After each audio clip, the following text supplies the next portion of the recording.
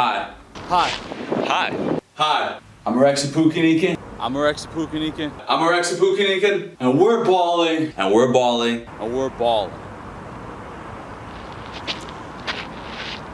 Today. Tomorrow. And maybe yesterday. At what cost? At what cost? At what cost? Woo!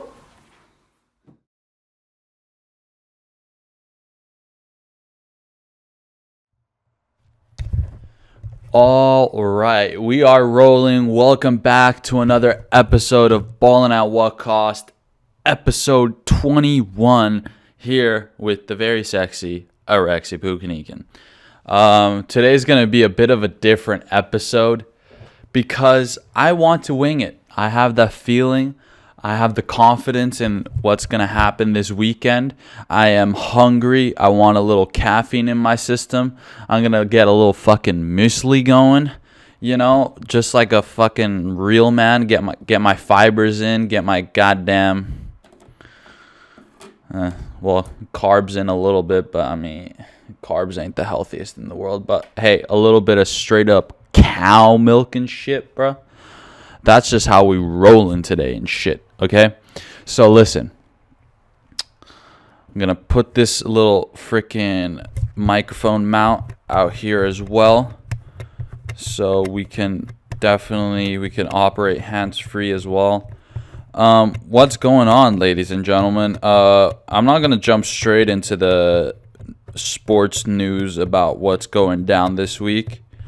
Because even though we are in the NFL offseason, a lot of interesting stuff is happening, right?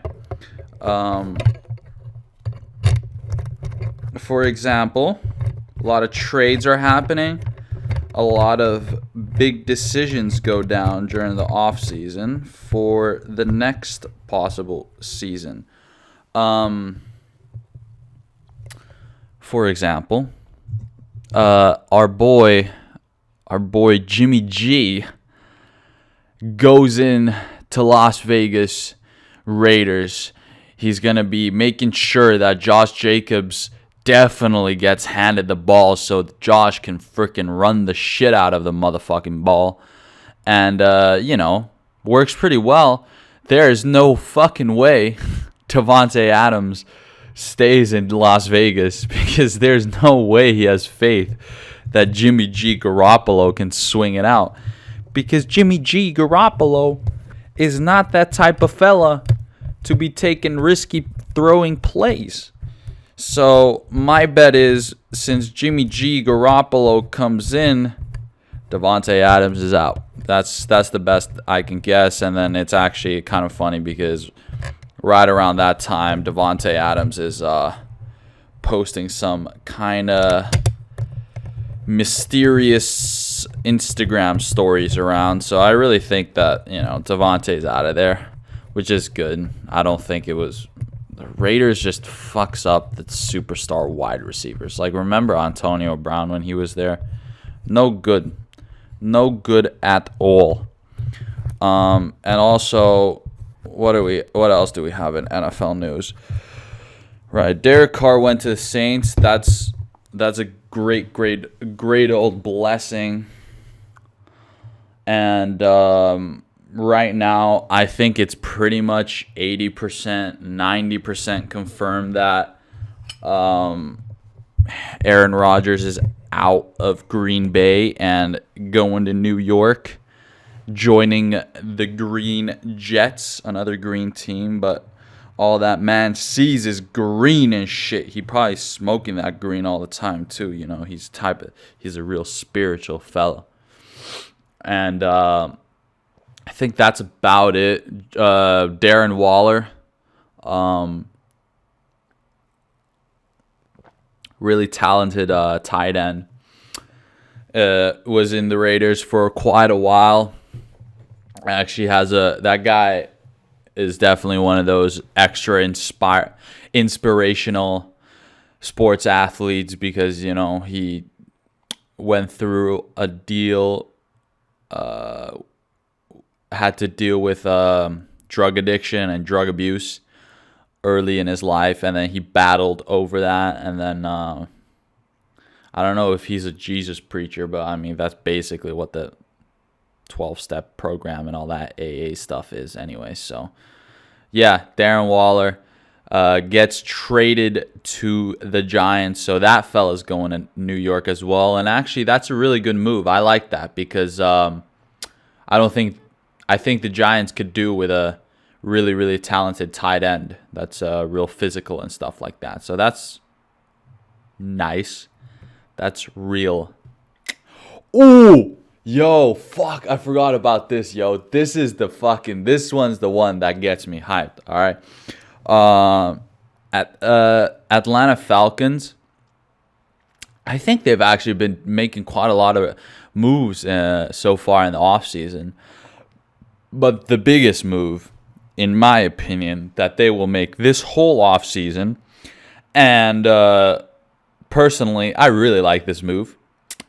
Taylor Heineke, who I predict is like the fucking next like sleeper quarterback. No one recognizes how good this guy is.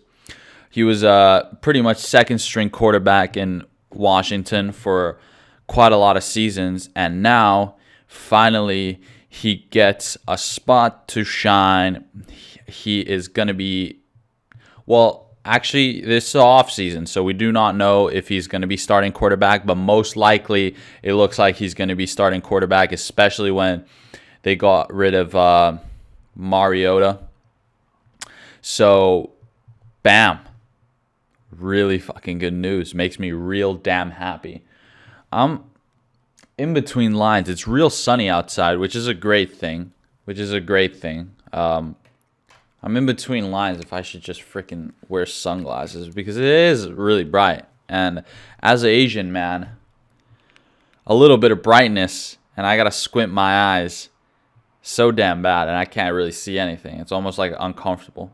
It's like I almost like have to like, you know, like my facial muscles get a little sore and shit because I'm like, you know, I'm trying to like. Okay, I got it.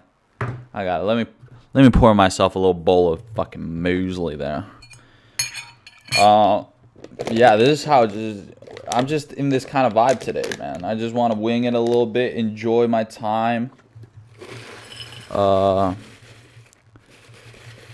Enjoy all of it, you know. It's a good day. It's a fucking beautiful day. I walked to school and I walked back, so I've walked like about 10 kilometers already today, which is great. You know, you have to understand that you don't always have to be like goddamn sprinting and jogging place to place. You can also, if you walk and it's a nice long walk, then bam, you're burning those calories too. You're getting especially I waited a little bit after lunch and then I headed back. So, you know, bam.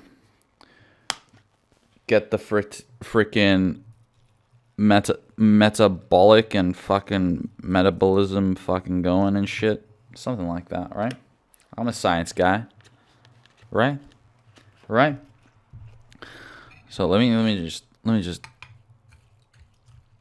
mix my muesli up with it. Dude, you know what?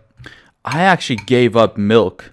Or I don't want to say gave up, but I kind of steered away from milk for like the solid like first year and a half, 2 years that I moved away from home and I was living by myself. I kind of just gave up on milk, man, which is crazy because before that, whenever I lived with my family, I was genuinely drinking fucking milk every single day. Like it was a borderline addiction.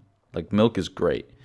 So I've kind of been on this new like milk resurgence kind of phase where, damn man, I forgot how goddamn good like a cold tall glass of milk can be on any given day. To be honest, it just kind of has to. You can't do it all the time, but I mean, one of the reasons why I stopped drinking milk was just because when I started drinking coffee, I drink my coffee with milk. But then I realized that, wait, hold on a second. These vegans, they're up to something here with the oat milks and the almond milks and all those. I at the end of high school, I came to the conclusion that oat milk is about the best milk that goes with coffee. It just gives a certain, richness that, I don't know. Sometimes milk just doesn't blend. Of course, it's different if you have like coffee cream. Like, Jesus, that's like the best stuff, right? But then again, I wouldn't want to drink coffee all the time with just heavy ass cream because that's just too rich, So bam, oat milk, the best. I'm telling you, the vegans are onto something. At least with that, they're definitely onto something. So let's just fucking kick it off right here, man, while my muesli soaks. So this weekend is another one of those weekends where there's not one, but two big sporting events that I follow, and two very international sporting events, right? We have UFC that is in London this week, and it's UFC 286, so numbered event, biggest possible event that the UFC can throw, and we're going to London for this one, right? Or the UFC are. I am sadly not gonna go there. I'm pretty sure at the beginning of the year I was telling myself, yeah, I'm going, but I mean, the funds ran out. What can I fucking say? I mean, the fund, yeah, exactly. And to be honest, by the time I go watch a UFC, I want to do it properly. I don't want to be in the nosebleeds. I want to be there freaking, when the fighters are walking into the octagon, into the stadium, and you're there all the side. I go like, get a little bit of screen time, for the clout and shit. So, it's okay. I'm fine. If I'm still here based in Europe, and I'm sure UFC is gonna keep on doing like UFC London twice a year for the rest of the time.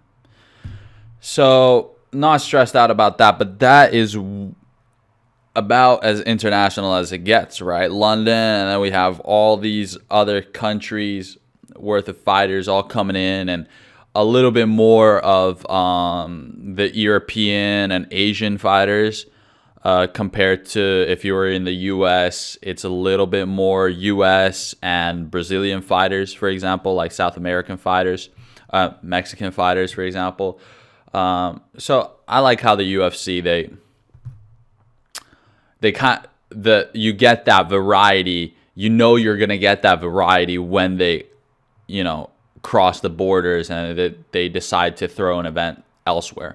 So that's awesome. Of course, lots of freaking UK fighters on this card. But before I get into that, of course, we also have F1 this weekend. Second race of the 2023 season. We're going to Saudi Arabia. And it's actually called, it's in Jeddah. But I guess it's just called the Saudi Arabian Grand Prix. Okay. I don't know where that Jeddah came from. Where the fuck? Like, I don't even see the word Jeddah anywhere anymore. Like, am I just... Yeah. I guess I'm just straight up tripping. Anyways, very interesting track. This is a new one. Last year was the first time they were there. Last year or the year before. It was a year before. So this is the third year that they've been racing on this track. It's a crazy track. Yeah, it is. It's genuinely, if there was a word to, it's a crazy one because it's so fast, and for how narrow it is, and for the fact that it's still like the average speed of the track is insane. Because there's not too many slow turns. Quite a lot of the turns are fast speed turns. It's very, very, if there's any track, if there's any track where the guy with the biggest balls is the fastest, this is the track. This is the track where, you know, if you're not afraid to risk it a little bit to gain the speed, you're gonna be up there. So that's how it's looking, as a little bit of an overview, just of how this weekend's gonna go down. But first, let's jump into detail with UFC. Let's break UFC 286 down. All right, let me get a little bite of this muesli, bro.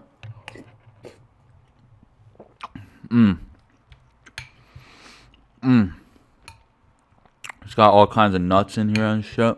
Fucking raisins and shit. Dude, this is good shit.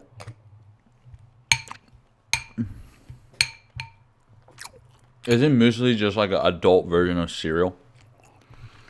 Right, a little less sugar. Pretty much the same stuff. Fuck, this is really good.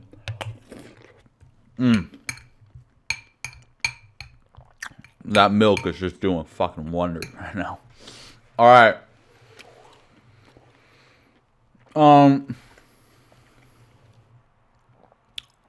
Early prelims. I don't think there's anything that really catches my eye too much. We have 1, 2, 3, 4, 5. Five out of the 6 early prelim fights all include UK fighter, which is great, which is really great. We have 1 featherweight bout, 1 middleweight bout, 2 flyweight bouts, 3 flyweight bouts. Okay, so actually we have 3 flyweight bouts, 1 lightweight bout, 1 middleweight bout, 1 featherweight bout. No one ranked from the early prelims, except there are some familiar names. For example, Jai Herbert, UK dude, fighting against a freaking Slovakian dude. And they're both coming off of a win, so slightly high stakes. Jai Herbert has height advantage, reach advantage over Ludovic Klein, but Ludovic Klein is still a slight favorite in this fight. I might tune into that for sure. The thing is, the most beautiful thing about when they have UFC in London is, hallelujah, it's actually broadcasted during humanly times.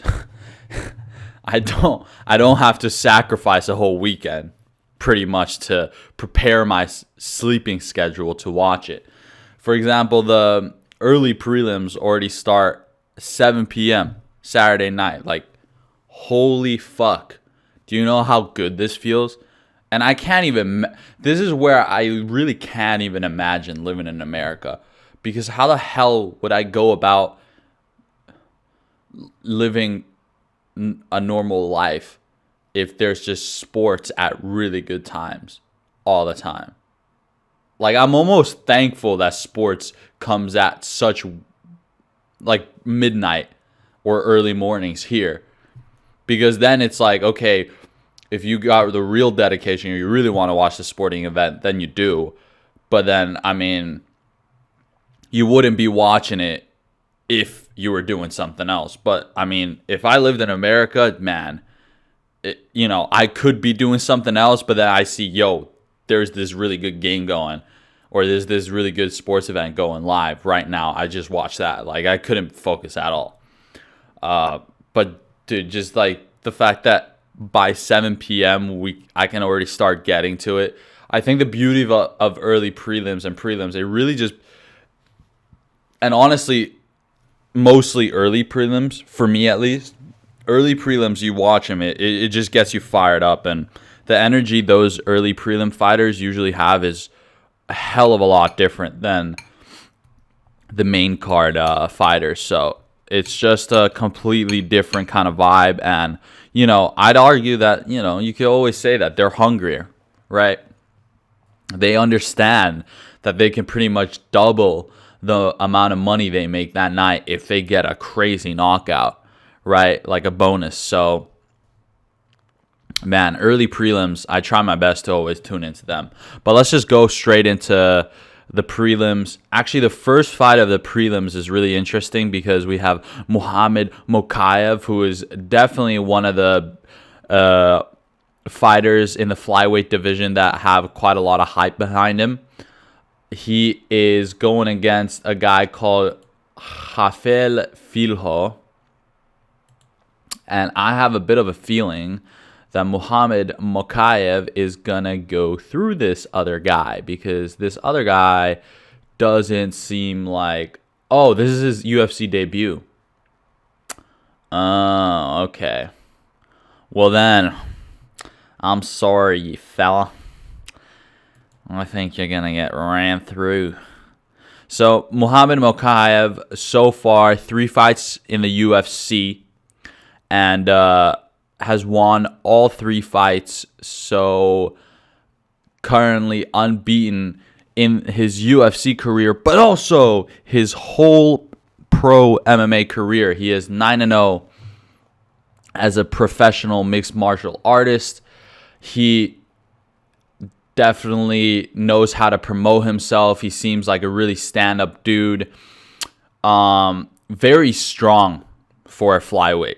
Very strong. He's got some power. Like, as far as grappling goes, he definitely has that power. Out of the 3 fights that he's had, 2 of them were finishes, and they were both submissions. So this guy is definitely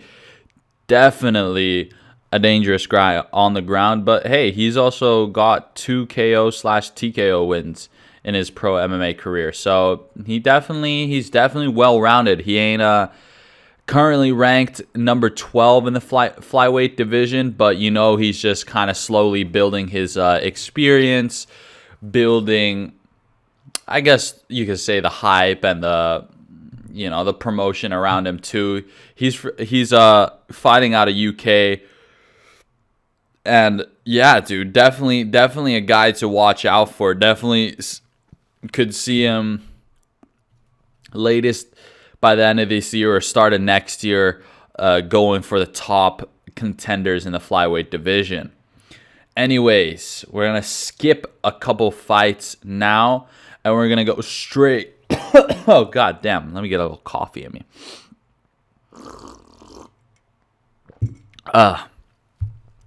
We're going to jump straight into the last fight of the prelims, all right? Because we have a featherweight bout with number 15 ranked Jack Shore going against my boy, Miss Makwan, Mr. Finland, Amir Khani, all right? Both gentlemen are coming off of a loss. We got a little bit of a height difference, a little bit of a size difference. Makwan is definitely slightly bigger. He's got 2 inches height advantage and an inch of reach advantage and an inch of leg reach as well. I don't know, however, if Makwan is necessarily stronger than Jack Shore, because Jack Shore, just from the pictures and the build, Jack Shore's definitely got a little bit in him. I think just the size overall is smaller, but the build you can see from Jack Shore is definitely like a pretty, bulky build for a featherweight. So both gentlemen coming off of a loss. Jack Shore, however, has a MMA record of 16-1, while my boy Mr. Finland has a record of 17-8. Let's see the stats of Jack Shore over here real quick.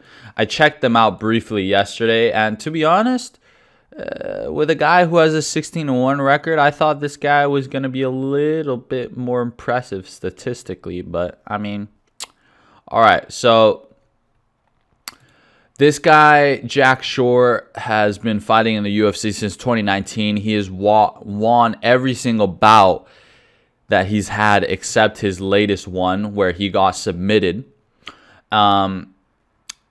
So the amount of fights he's had before he got submitted is 1, 2, 3, 4, 5. So he was 5-0 before in the UFC before he took his one loss. So 5-1 in the UFC.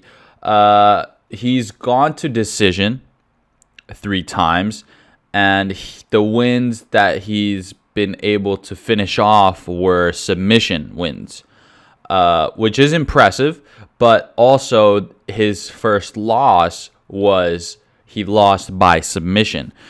So I have like mixed feelings about Jack Shore because I really don't know. He definitely has striking accuracy. That's definitely one thing to watch out for. I really hope that my boy Mr. Finland doesn't fuck around too much on the feet. You know, if he realizes instantly that, you know, he kind of might be, you know, mismatched on the feet. I hope he goes for the takedown, because my boy right here, Makwan Amirkhani, Mr. Finland, no, he isn't the biggest striker in the world. He definitely isn't. He's gotten 1 KO win, right? But this guy, he has freaking experience, okay? He's been around for a while. He's been in the UFC for a while.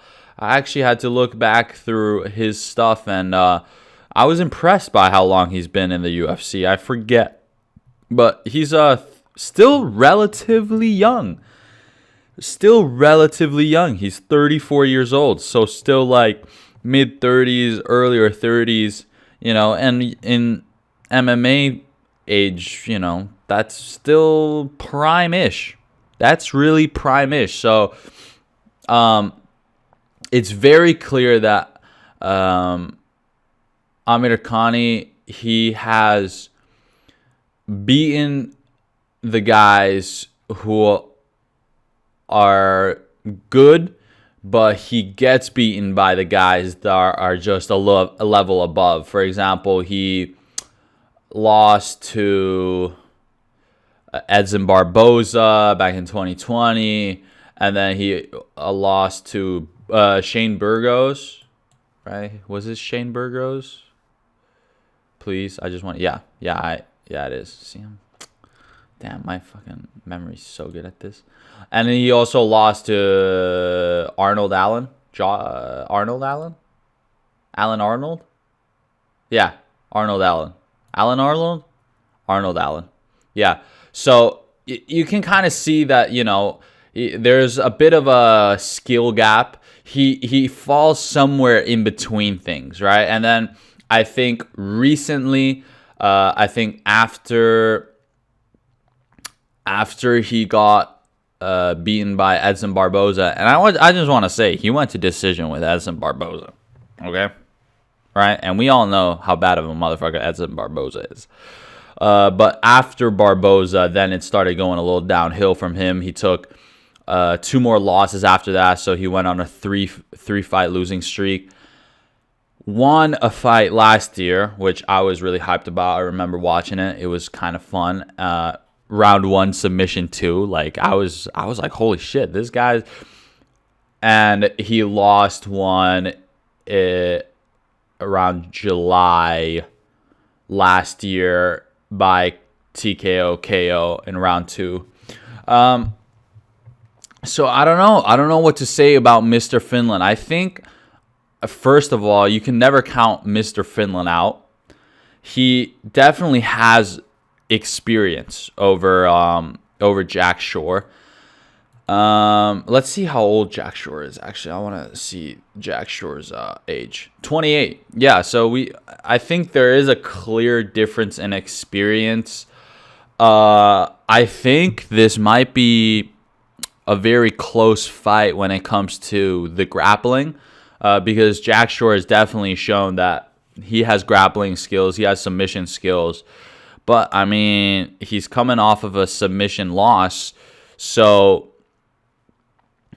truthfully, I think this is going to be closer than everybody thinks it's going to be. I mean, dude, the odds is, Jack Shore is minus 490 favorite, and Mr. Finland is plus 390 underdog, which I don't know, dude. I don't know. Mr. Finland's been known to be a motherfucker who likes to explode a little bit, you know? He has that, tank to be able to, let out a little bit of energy in the beginning stages of the fight. So, I don't know. Don't count my boy out. I definitely think that he's not a guy who likes to go on losing streaks. He definitely tries his best to bounce back from a loss. And no, I think genuinely we might get a very close fight on the ground. And I'm just personally putting it out there. I think Mr. Finland's going to take it. And I don't know. I think maybe a round 3 submission sounds pretty good to me. I'm going to be putting money on my boy. Finland representing shit. And it's kind of cool to see. This guy's, I mean, think about it. He's been fighting.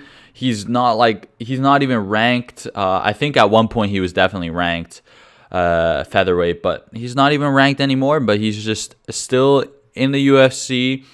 Still making appearances once or twice a year, and now he makes an appearance as the last fight of the prelims against a ranked fighter. So, fuck yeah. Either way, exposure's still there. Shout out to Mr. Finland, and thank you, UFC, for putting Mr. Finland last fight of the prelims.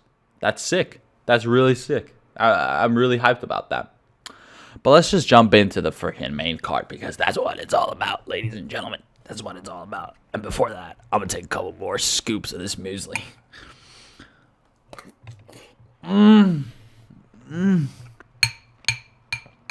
Dude.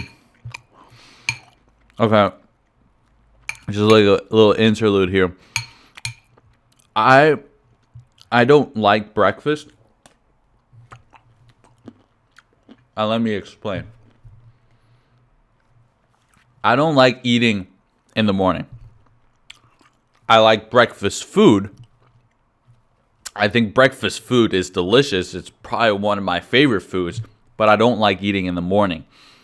I had this thing that pretty much started in, I mean, it was always a little bit like, I was always that type of kid who, I woke up so damn late that, every time I'd be ready and everything would be in a rush. And then mom always made me breakfast, and it wasn't like a big breakfast. It was like, oatmeal with 2 boiled eggs, right? So then that's like easy to down. You just stuff it in your face and then you go, right? So by the time I got into high school, and I would my high school was about an hour away from where I lived. I'd have to wake up so early that, mom's not making me breakfast anymore, and I didn't want her to make me breakfast anymore. I felt like big boy enough that mama doesn't have to make me breakfast anymore. So, I don't know. I still had the same habit of waking up just as late as possible so that it'd just be a big rush getting out the house. So for a long time, as long as I had my, in high school, I started drinking coffee in the morning. And as long as I had my morning coffee, that was good enough. Sometimes I'd take like 1 fruit with me for the bus, for the road. But otherwise, I mean, I was just, coffee did it to me. And then I just kind of like grew out of eating in the morning. I didn't think I needed any food until way later for lunch. For lunch would be my first meal of the day, and I was fine with it. For me, it was just something. It just naturally happened to me. But the thing is, then I started missing breakfast food. Bacon, scrambled eggs, nice toast, ham and cheese toast, or pancakes, all that stuff, cereal, all of it, right? then I started eating breakfast food for like a late night snack. And I think late night snacks, that's a great place to put some breakfast food in. It makes sense to me, like a late night cereal, bowl of cereal. Come on, man. Can't go wrong with that at all. So breakfast food is still amazing, but I don't eat it for breakfast. You feel me? That's just one of my little quirks. Like, look at me. It's 4 in the afternoon, and here I am eating muesli and drinking a fucking coffee. Like, what in the hell? I'm a bit weird like that, okay? Let me just give it one more bite. One more bite. And you know what? Before I talk about who fights in the main card, this is not in any way like a hateful message or anything like that.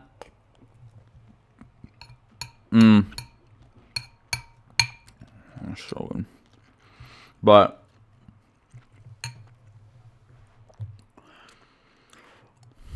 I kind of am a little bit relieved that neither Patty the Batty Pimblett or Molly Meatball McCann is fighting this card, because every time they fight, they have so much exposure and hype and just media around it that it almost kind of just takes away the attention from everybody else. And the kind of, and I really appreciate when fighters do that, but I feel like they're overdoing it a little bit. Like, I feel like Sugar Sean O'Malley did it. If anyone did it really well, I think Sugar Sean O'Malley did it really well, because he started doing all the content on social media right, when he got into the UFC, right? He was smart about that. And that's the same with Patty the Batty and Molly the Meatball, right? But the thing is, how do I say? He just built a fan base that would support him, and I feel like it just isn't quite the same with Molly and Patty, because I feel like they just want any kind of eyes around them. And then so there's this crazy concentration on just them and if they're gonna win. That kind of destroys everything. Like, when Sugar Sean O'Malley goes into the octagon, yes, you're concentrating on him, but like usually you're also focusing on you. There's some kind of bridge where you're of course you're kind of rooting for him, but you just kind of want Sugar to also do the best. You don't necessarily want him to be flashy as hell, even though he is naturally flashy. He kind of just has that kind of fighting style. But man, it's just, and it's a little bit different because I feel like there's also the skill difference. I think Sean O'Malley overall possesses slightly higher skill in MMA than Patty the Batty and Molly do. So then when Molly and Patty, they start promoting everything, and then they get all this like hype behind them. I mean, both of them have, you could, okay, Patty won on paper the last fight that he had, but you can make the argument that both of them have lost their most recent fights. And Molly definitely did. I don't know why she took the fight against Blanchfield. I mean, Blanchfield was obviously like levels above Molly, and she got absolutely destroyed. But Patty too, I feel like Sean O'Malley just, he he went about it much more subtle. And then that's why even when he did get, beaten by, yeah, I'm a Sugar Sean O'Malley fan, so beaten by Chito Vera, everyone was still like on his side. But now as a UFC fan, like I always, like from the beginning, I kind of liked what Molly and Patty were doing. But then now I'm at a point where I'm just like, okay, well, Molly took a stupid fight and got destroyed instead of just training more and taking a much more smarter opponent. And Patty also doesn't seem like he's evolved that much as a fighter, and arguably lost his most recent fight. But then, I mean, the controversy around that is the fact that he kind of did lose the fight, but then the judges just gave him the win, right? So something about that public image part, a little bit sketchy. But hey, I'm getting off topic, even though it's technically not off topic. This is a sports podcast. I talk about sports. Let's go. I mean, the muesli part, that was more off topic, but shit. Okay, let's get into the main card. First of all, to kick off the main card, we have the Italian gangster Marvin Vettori going against a Georgian fella called Roman Dolidze. Roman Dolidze, definitely not a guy you want to mess around with. Okay, I think I've seen 2 of his bouts in the UFC so far, and he definitely possesses a lot of power. Now, that's the one thing too. Marvin Vettori has quite a lot of power too. Marvin Vettori has quite crazy conditioning. Vettori, though, coming off of a loss, Dolidze coming off of a win. Dolidze is bigger. Dolidze's got 2-inch reach advantage and 2-inch height advantage. But as much as we want to talk about advantage and everything like that, let's scroll back a little bit. So Marvin Vettori, number 4 ranked in the middleweight division, and Roman Dolidze, number 9 ranked in the middleweight division. Okay, both definitely up there when it comes to skill in the middleweight division. Let me open up some statistics over here. Marvin Vettori, 18-6 with 1 draw in his UFC. Yeah, so he has, his most recent fight was end of summer last year when he fought against Robert Whittaker. But, as much as a big, that was a defeat and that was a loss, but you have to understand Robert Whittaker is in the top 2 and 3 of the middleweight division. He's up there with Alex Pereira and Israel Adesanya. At least I truthfully believe that. For example, I think the next person Pereira has to fight is Robert Whittaker. I think Robert Whittaker, you got to give him a chance, especially when finally he doesn't go against a striker. He can go, or no, Alex Pereira is a striker too, but not as technical, and all that grappling stuff. Okay, but I'm just getting too damn off topic. But Marvin Vettori also has definitely shown that he's kind of up there, especially he's beaten Paulo Costa, after a 5-round grueler, and he's all around pretty fucking good, dude. Marvin Vettori, the Italian Dream. Damn, I didn't even know that was his fight name. That's sick.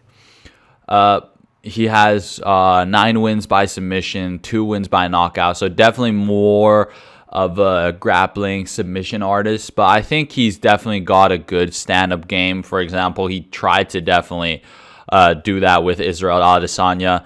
So he at least has the confidence, or he's good enough that he has the confidence to do that against Israel Adesanya, which is great. And he definitely is one of those fighters in the middleweight division that wants to get the finish too. He's not a guy who wants to go decision if he doesn't have to, right? He likes to he's one of those fighters that has the choice of emptying the tank if he chooses to do so. Now, his opponent Roman Dolidze, 12-1 in his professional MMA career, 7 wins by knockout, 3 wins by submission. Let's see his previous fights. Came in 2020, made his UFC debut in 2020. And 1, 2, 3, 4, 5, 6, 7. Okay, so he's had 7 bouts and he's only lost 1 of them in the UFC. So quite impressive. Whew. This guy's definitely explosive as well. Jesus Christ. I mean, he had 3 fights last year. Actually, dude, I think I've seen more than 2 fights. I might be tripping. I just can't remember. Oh, yeah, I remember when he fought against Dawkins. But 3 fights last year, and all 3 were finishes by KO/TKO, and 2 of them were within round 1. So, damn, we might have a high-paced freaking matchup over here. Dolidze as well. Definitely more of a striker, at least based on his UFC performances. But it says here that he has 3 submission wins as well under his belt, which is great. That just means that he possesses those skills. And damn, this is actually a really good matchup then. I think both men are going to be going at it at a pretty high pace, actually. I wouldn't be surprised if this becomes a bit of a brawler. Both men quite savages, man. Both men. I'm excited now. I'm real excited now, ladies and gentlemen. Jeez, that looks like a really good fight to kick off the main card. And then I'm gonna straight up skip the 2 fights that are in between. I'll mention them. We have the fight after Vettori and Dolidze. We have a women's flyweight bout with number 8 Jennifer Maia versus number 12 Casey O'Neill. Quite even. I think quite an even matchup, actually. I want to see how this Casey O'Neill lady does, though. He is damn, it's kind of weird. She's from the UK but fights out of Australia. Okay.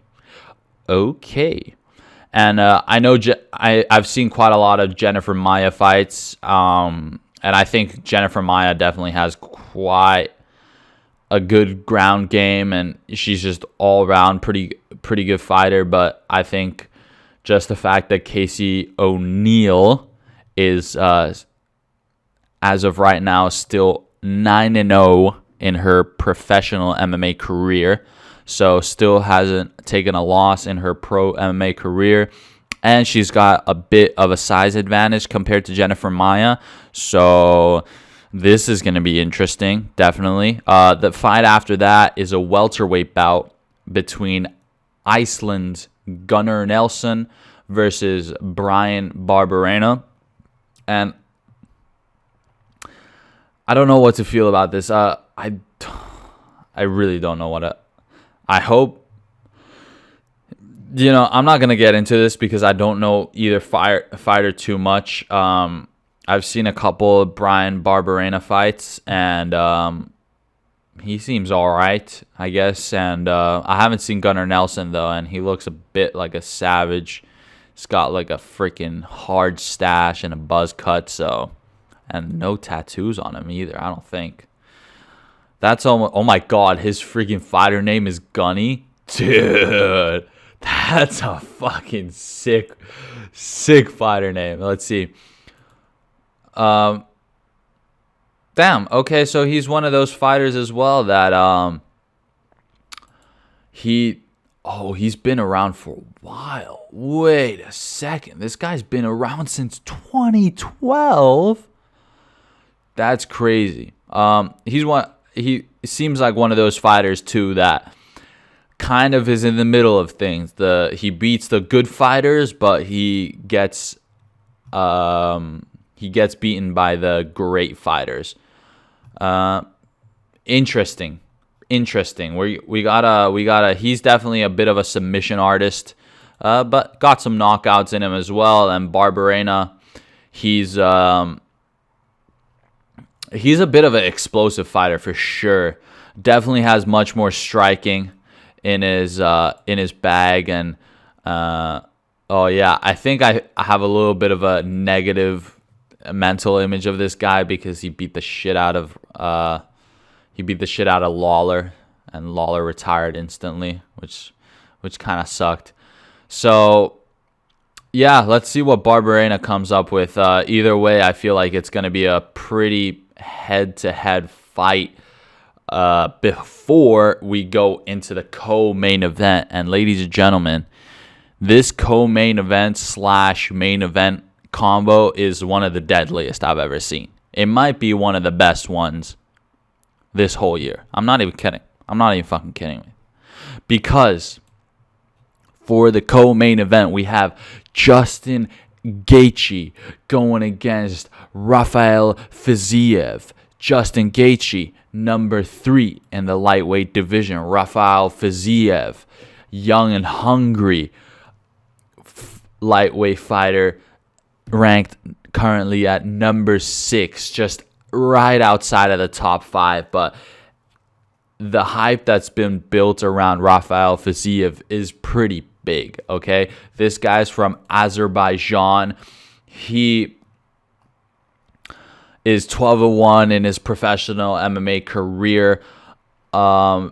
He is well-rounded, but he has the fighting style of Justin Gaethje. That both men have the exact same fighting style. And you know what that is? It's, I'm going to lay it all on the line. I'm going to knock you out or get knocked out myself. But I'm laying it all the line. I'm freaking punching with intent. I'm kicking with intent. All right? So this is just, this is going to be crazy. And sorry, let me correct that. He fights out of Azerbaijan, but he's actually from Kyrgyzstan. All right? Sounds pretty fucking horrifying for me, dude. Both men, dangerous strikers, powerful strikers, okay? Both men want to put on a show. Both men understand, and not the fact that they understand, their way of thinking is that I just want to kick you and punch you until your lights go out. That's how it is with these two gentlemen, okay? They're going to be swinging with a full percentage of power, right? But let's break it down a little bit, okay? Justin Gaethje's got height advantage, definitely, right? So, but the weird thing is Rafael Fiziev has 1.5 inches of reach advantage. So, a little bit weird. If Fiziev wants to go for the overhand right, overhand left, you never know. You never know what can happen. But then I think if Justin Gaethje mixes up the kicks to the head, that could definitely give him some advantages for sure. Some of them might land, some of them might not. Is this going to be a 5-round fight? No way, right? I actually don't even know if this is going to be 5 rounds or 3 rounds. I'm assuming it's 5 rounds, right? Aren't all co-main or main events 5 rounds? Like, I think it is, right?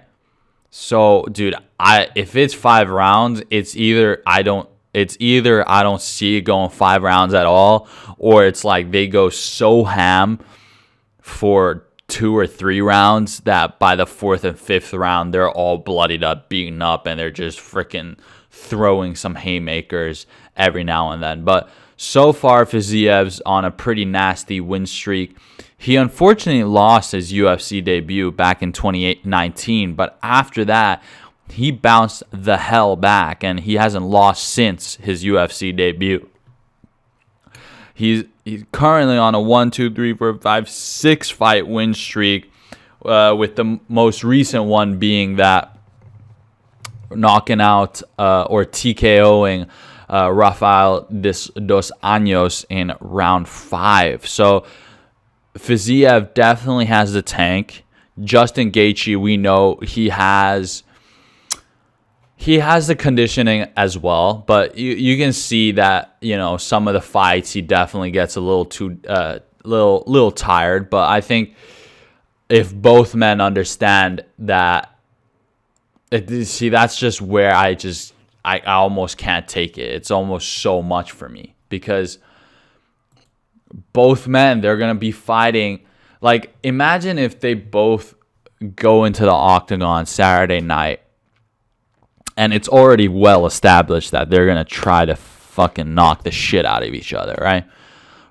But the fact that, what if both of them are so even when it comes to striking that they go like 2 rounds where they're ham, both of them get stunned, but no one, you know, fully drops, you know, they clinch enough that they can survive and all that. Then it's just even more insane, because then they're doing the, like, I've seen Justin do this quite a lot of times, where it's just like he's so damn tired, or he's like still throwing the most powerful hooks that a freaking UFC fighter has, but it's just not as accurate anymore, and it's not any more combos. It's just like one haymaker and then take a break, and then 2, 3 haymakers, and then you take a break, and you go back to the 1 haymaker. So, man, this is gonna be real fucking interesting, man. Gaethje coming off of a loss, but I mean, he's been fighting really high level dudes, and before that he was winning for sure. He has 19 wins by knockout. Do I need to fucking say more, dude? He got beat by Charles Oliveira, but you know, Oliveira 2020, let's say 21-22, Oliveira was definitely the next level. And, you know, he's beaten every other top fucking level guy. He's beaten Donald Cerrone, Edson Barboza, Tony Ferguson. But as soon as, you know, he goes against, he even beat Chandler in 21, right? And that fight was insane. That was one of my favorite UFC fights that I've seen up to this date. But, yeah, he's lost to Dustin Poirier, and Poirier is a really much more technical striker. He's much more picking apart kind of striker, and Justin Gaethje is much of a destroy you kind of fighter. Man, I don't know what to say. I think this is one of the best co-main events that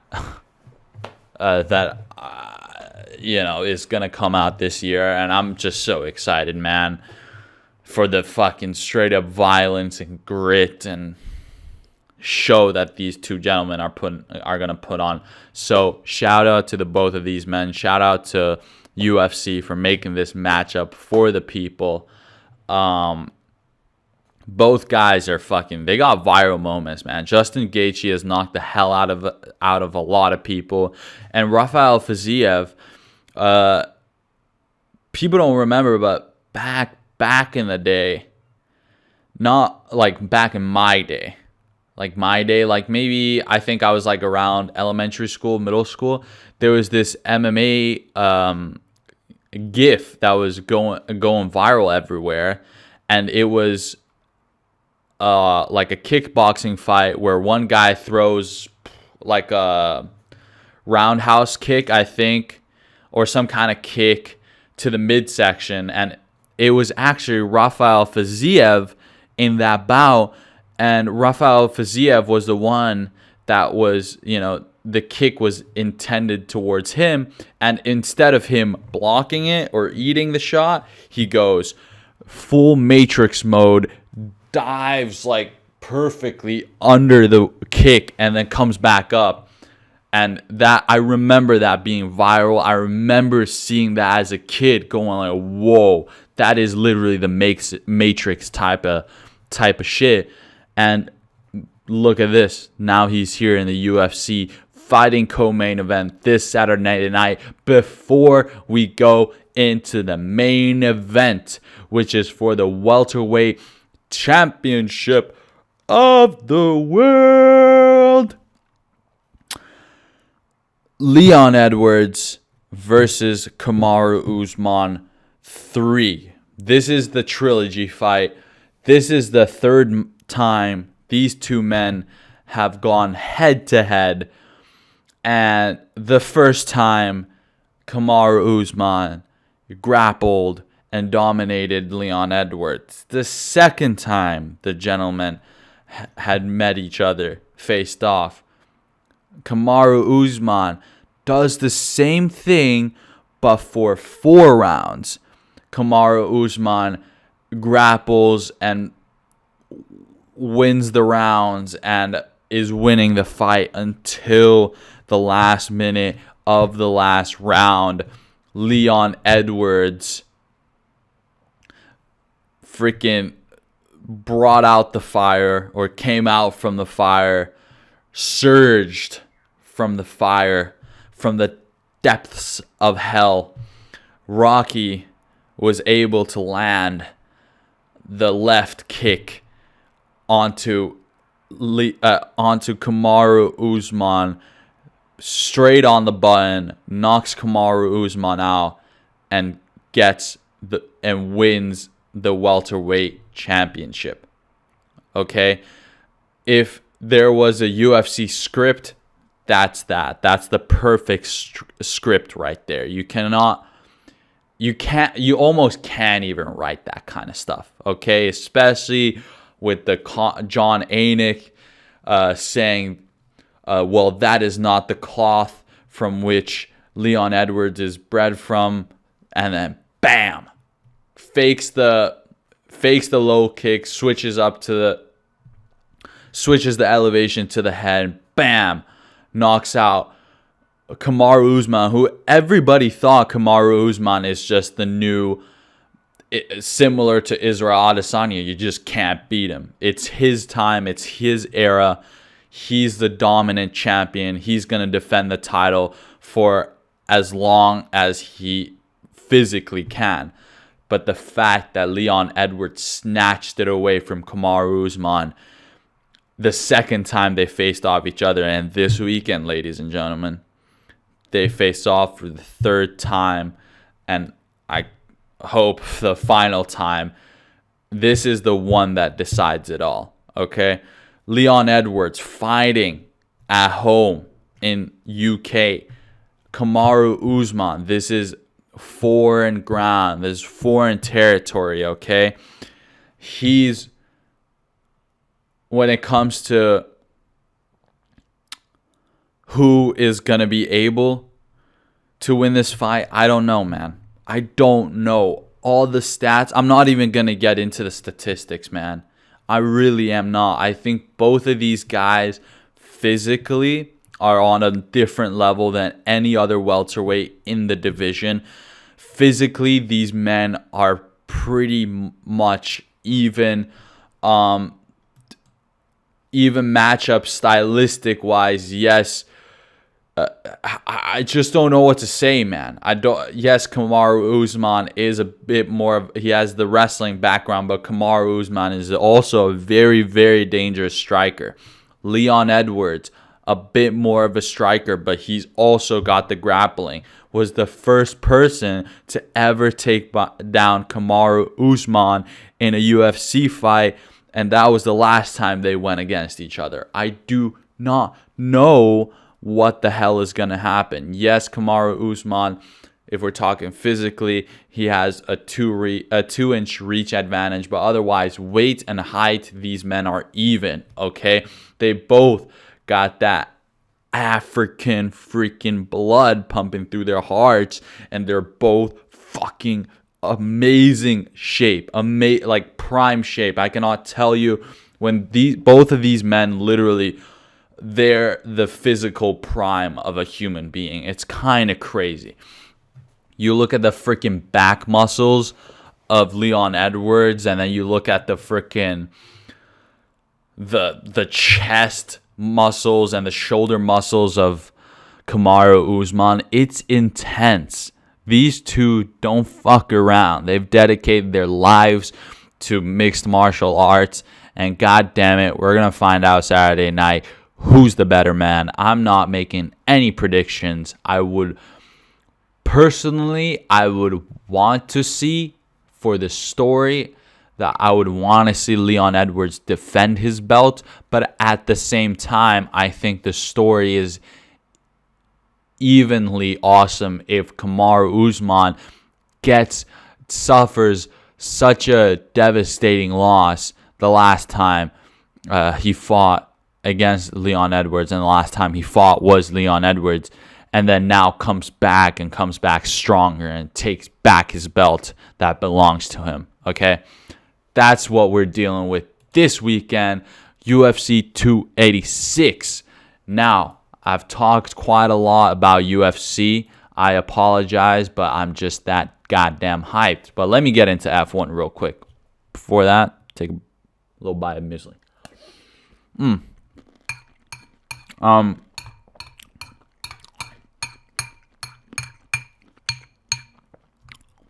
Yeah, I talked about the track, and I'm excited for this this race because it's also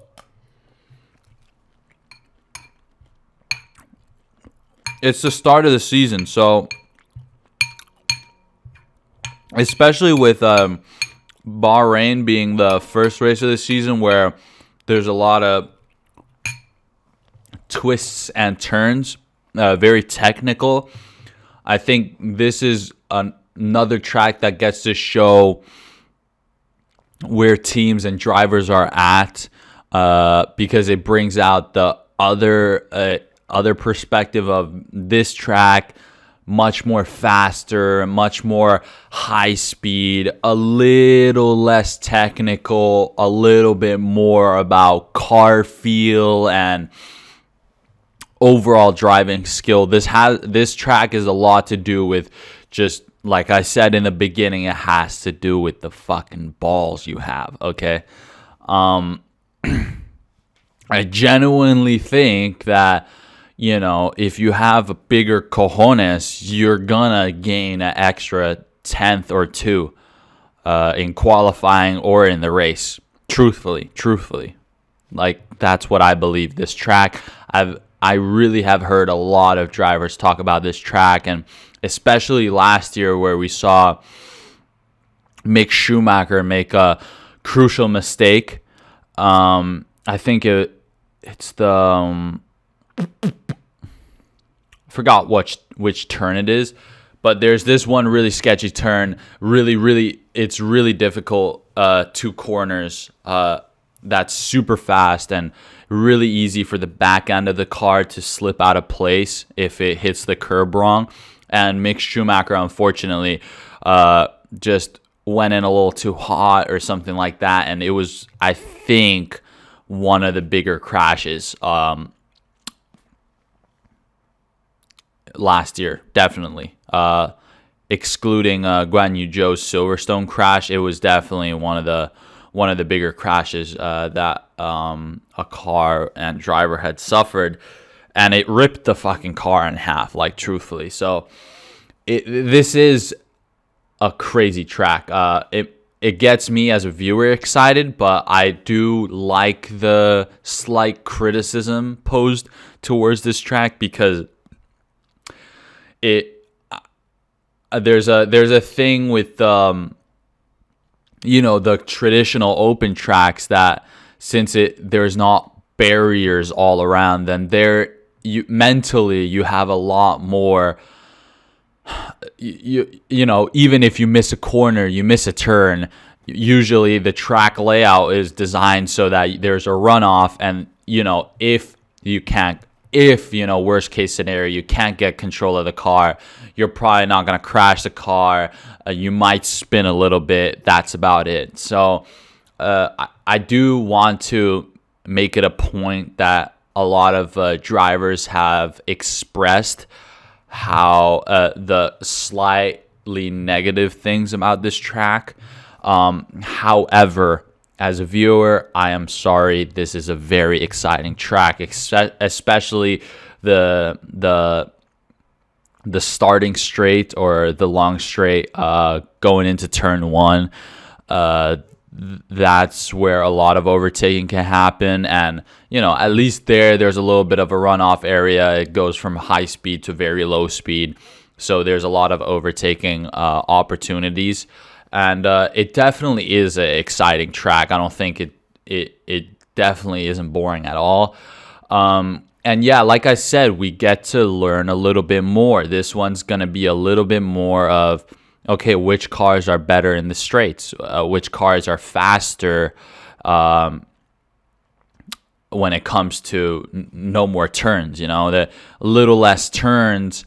And we see we get to learn a little bit more. We get to, even going into this weekend, we can see if a team, how well a team works in order to make those improvements that are needed, right?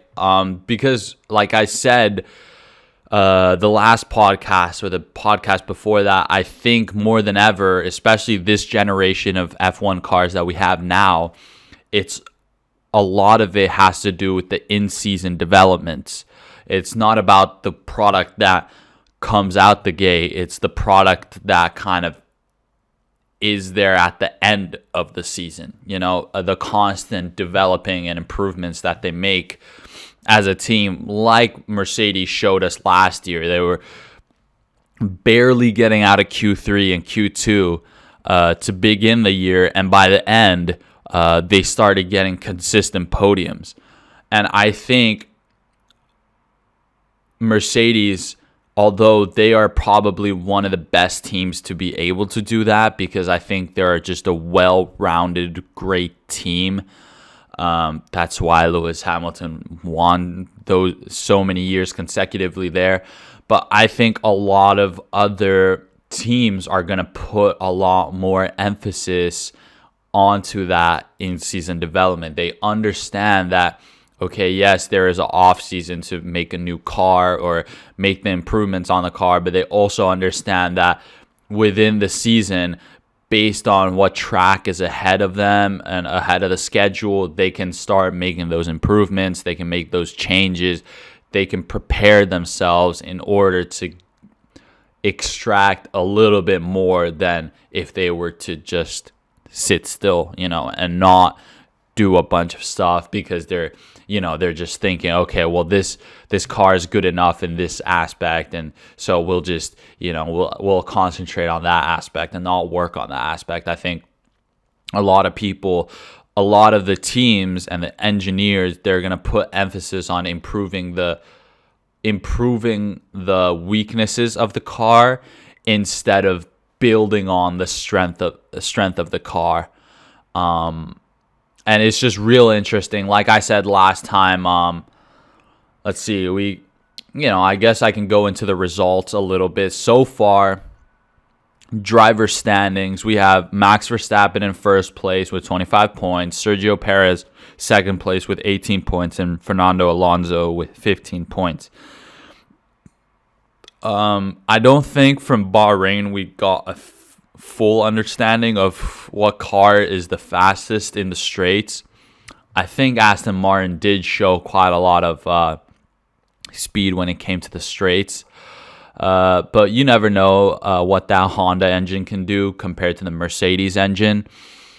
I personally think if there's a track for my boy Carlos Sainz to shine on, especially when it comes to outperforming his very talented teammate Charles Leclerc, I think Carlos Sainz, this is one of those tracks where, like I said, you got big cojones, you got big brass balls, you're going to be faster. And I think Carlos Sainz, when it comes to speed, when it comes to big cojones, I think he's top dog when it comes to that aspect of driving. So I do see Carlos Sainz at least doing really well for qualifying. I wouldn't be surprised at all if he gets there top 3. I just hope that Ferrari have the speed for that. And let's see. I hope my boy Valtteri Bottas gets into Q3 once again. But I kind of don't have a doubt about that. But, dude, it's like I said last time, I think excluding Red Bull, Aston Martin, Ferrari, and Mercedes, which are 4 teams, and there are 6 total teams, I think all the other 6 teams, anything could happen. I think anything could actually happen. I wouldn't be surprised that from any of these 6 teams, 1 or 2 of them get into Q3. That's just how it is. I really think it's that even this year with the mid-level. I don't even think there's low field teams. Before it was split top field, middle field, and low field. I think now it's just top and middle. I think that's that. Lighting is good. Sun is shining nice and bright now, so I'm a little bit darker, but no problem at all. Let's see. Whatever. But yeah, truthfully, I think anything can happen. I know it's not going well for McLaren, but guess what? McLaren has, I would say, arguably 2 of the most talented drivers in their lineup. So yeah, the McLaren car might not be fast, but those drivers sure are. So I wouldn't be surprised at all, at least to see a McLaren get close to close to getting into Q3. That actually wouldn't surprise me at all. Again, like I said, we get to make more accurate guesses the further we are into the season. And for example, this is a great race to see just how good Red Bull is. If Red Bull, like in Bahrain, they're finishing, all those seconds ahead of the other people, then it's just like, okay, well then okay, I'll slowly start steering towards the opinion of, okay, Red Bull domination. Like I'm fine with that. And I think a lot of people, if people are going to say that, oh my God, but Max Verstappen just had a good car, it's like, what are you talking about? He won 3 years in a row. He beat the Ferraris last year, and Charles Leclerc got pole position so many times more than Max Verstappen did. So you can't, and you gotta appreciate when you have greatness. And right now, Max Verstappen is truly on another level, because this guy finished 11 seconds, or almost 12 seconds ahead of his teammate Sergio Perez. How do you explain that? They have the same fucking car. He's 12 seconds faster, right? Yeah, last race, it kind of looked like they were just on another level, But like I said, I don't want to jump to conclusions, especially with this F1, when the money is not just freaking Manscaped, shave your balls machine money. I'm talking, this is like Aramco oil cartel money, okay, and investment group money, okay. This is a different echelon of money. This is not the average kind of money we're dealing with, okay. So when it comes to that, I think we can't jump to conclusions. Not that fast, ladies and gentlemen. It's a little disrespectful if we do that and shit, okay? Yeah, of course, last race, Bahrain, both Red Bulls, they finished almost 40 seconds ahead of the first car that wasn't a Red Bull, which is Fernando Alonso coming in third, last podium spot. Yeah, okay. We'll take that into consideration, and then we'll see how they do this race. It's not that I'm doubting anything. It's just I want to give everyone else, every other team and driver, a chance to also fully express and state what level they are at. Okay, I don't think one race is enough. I truly don't think so. Especially on a track like Bahrain, it's so technical. They were freaking, So let's get, and they were practicing there for, like, they had the preseason testing there, right? So let's get into a freaking track where they haven't been on the spot physically testing it. Of course, they've been doing the simulator 24/7. I get that, but, at least this is a little bit more even playing field going into this. I truly think so. So, man, I'm excited. This track it is truly exciting. As much as the drivers are kind of intimidated by it, but I understand you want to be going around 250 to 300 kilometers when there's like a wall 10 meters to your right. Or in front of you, there's no runoff. Your brakes don't work. You're dead. I don't care what the halo or how well you're going that fast straight into a wall. You're breaking at least a couple ribs in your leg or something, a femur, a freaking, bend your dick in half, something like that. Okay. I think that's about it. I still gotta, we're at 1 hour 21 minutes. I'll eat a couple more scoops of muesli just for your entertainment. Either way, super fucking excited.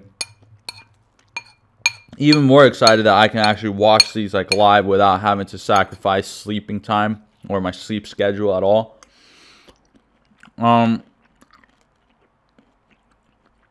Let's see what goes down. Let's see what goes down, man. I'm going to be putting in a little bit of money. I might do a little money line parlay on UFC 286, and I might put a little bit of money on my boy Carlos Sainz.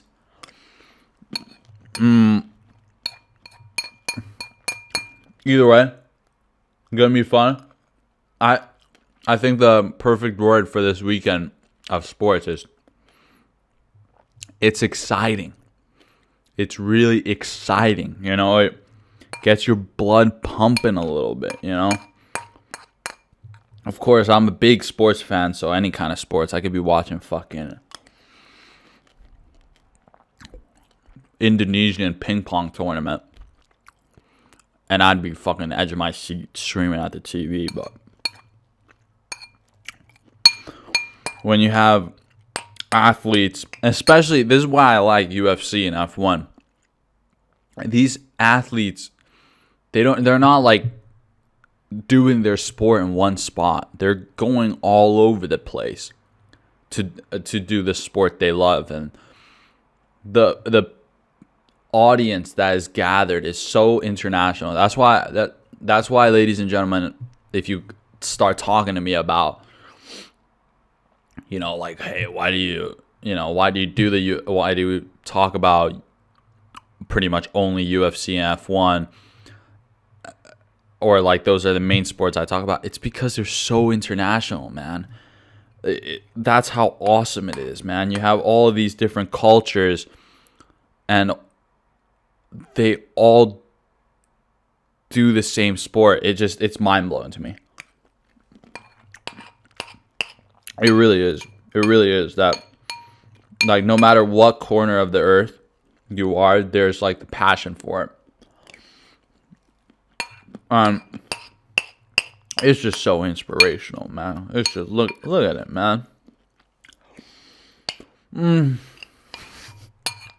this muesli is hitting way too different. It's been just sitting here. This is one bowl for an hour. The muesli's nice and soft and shit. The milk's got a little flavor to it. Love it. Hey, ladies and gentlemen, thanks for sticking with me.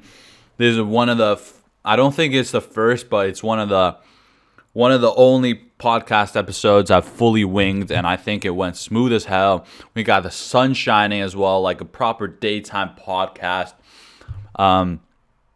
Bless the fuck up. I think the weather's finally turning around a little bit here in Finland. I mean, thank God. Hey, shout out to you guys.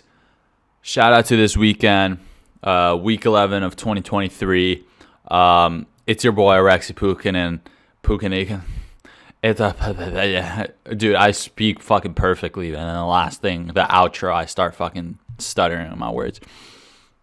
It's your boy, Arabian Pukanikan, and we're balling from all around the world, but it all comes at a cost.